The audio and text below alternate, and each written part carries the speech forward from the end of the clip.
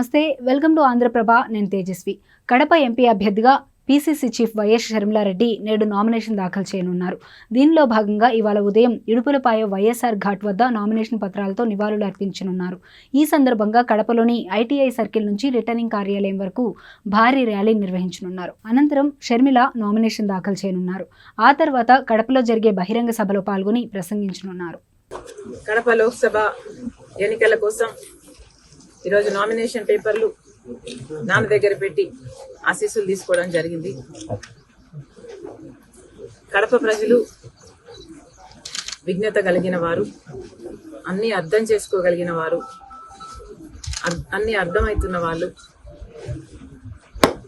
కడప ప్రజలు మంచి తీర్పునిస్తారని రాజశేఖర రెడ్డి బిడ్డకు పూర్తి నమ్మకం ఉంది. ఎందుకంటే కడప ప్రజలు, పులివెందుల ప్రజలు, కడప జిల్లా ప్రజలు రాజశేఖర రెడ్డి గారిని, వివేకానంద రెడ్డి గారిని మరిచిపోలేదు అన్న సంపూర్ణ నమ్మకం ఉంది.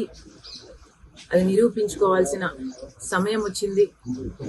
కాబట్టి రాజశేఖర రెడ్డి బిడ్డ గొప్ప మెజారిటీతో గెలుస్తుందని, ప్రజలు ఆశీర్వదిస్తారని, ఈ యుద్ధం యెహోవాదని పూర్తిగా నమ్ముతూ